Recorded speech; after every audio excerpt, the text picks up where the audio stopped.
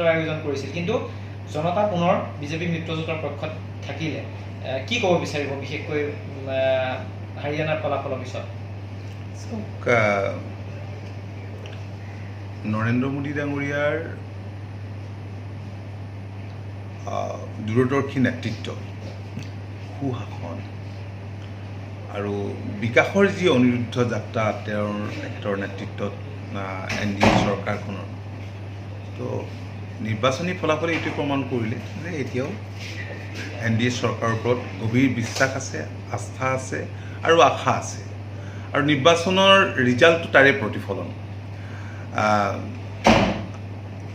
স্বপ্নভংগ হ'ল কংগ্ৰেছৰ, স্বপ্নভংগ হ'ল বিৰোধী, আশাত চেঁচা পানী পৰিল।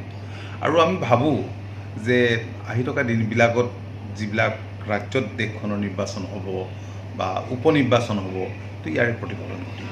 যিহেতু লুৰিণজ্যোতি গগৈ আৰু অখিল গগৈয়ে কৈছে যে 26ৰ যিহেতু আমাৰ ইয়াত নিৰ্বাচন আহি আছে, যদি বিৰোধী একত বিজেপি মিত্ৰজোঁটক পৰাভূত কৰাটো সহজ হ'ব বুলি তেওঁলোকে এতিয়া কৈছে। চাওক, 2021ত ডক্টৰ হিমন্ত বিশ্ব শৰ্মা ডাঙৰীয়া ৰাজ্যখনৰ মুখ্যমন্ত্ৰী হৈছিল, আৰু তেতিয়াৰ পৰা ৰাজ্যখনৰ বিকাশৰ কাৰণে যি দুৰন্ত গতিত তেখেতৰ সবল নেতৃত্বত কাম কাজবোৰ হৈছে,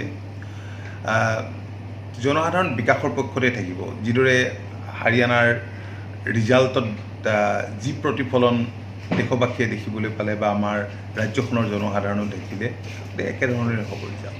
এতিয়া কৈছে যে মানে অখিল গগৈ ধৰি লওক এতিয়া কংগ্ৰেছৰ সহযোগী দলত আছে বা লুৰিণ গগৈ সহযোগী দলত আছে, কিন্তু তেওঁলোকে কৈছে যে চাওক, তেওঁলোকে কেতিয়া কি কথা কৈছে নকৈছে এইবিলাক লৈ মোৰ নকমোৱাওঁ, কিন্তু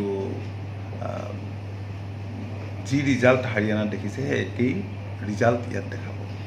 বঙাইগাঁও এক প্ৰকাৰকৈ তাত নিশ্চিতভাৱে আপোনালোকে জিকিব বুলি কৈ আছে বা জিকিব, তাত প্ৰাৰ্থিত্বক লৈ পেলাই কেনেকুৱা ধৰণৰ চিন্তা চৰ্চা চলিছে? নাই, প্ৰাৰ্থিত্বক লৈ আমি পূজাৰ পিছতেই, যিহেতু নিৰ্বাচনৰ তাৰিখ এতিয়ালৈকে ঘোষণা কৰা নাই, আমি আশা কৰিছোঁ যে কম দিনৰ ভিতৰতে নিৰ্বাচনৰ তাৰিখ ঘোষিত হ'ব, নিৰ্বাচন আয়োগে নিশ্চিতভাৱে কৰিব। তাৰ আমি পূজাৰ পিছতে আমি এই সম্পৰ্কত আলোচনা কৰিম।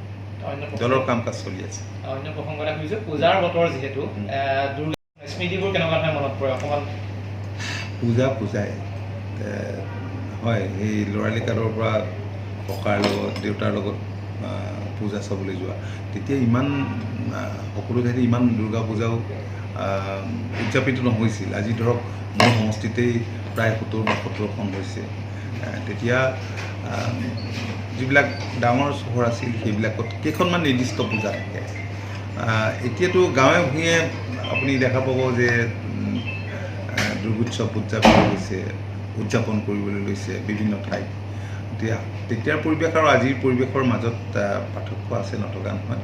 কিন্তু যিয়ে নহওক, এনেধৰণৰ উৎসৱ পাৰ্বণে আমাৰ ৰাজ্যখন, যিহেতু ইয়াত ৰাজ্যখনত বিভিন্ন ভাষা ভাষী ধৰ্মাৱলম্বী লোক থাকে, তথাপিও বৰ্তমান সময়ত আমি দেখা পাইছোঁ যে এনেধৰণৰ উৎসৱ পাৰ্বণে আৰু দুৰ্গোৎসৱেও অসমত বসবাস কৰা বিভিন্ন জাতি জনগোষ্ঠী ধৰ্মাৱলম্বী লোকৰ মনত একতাৰ ভাৱ সৃষ্টি কৰে, সমন্বয়ৰ এনাজৰীডাল মজবুত কৰে।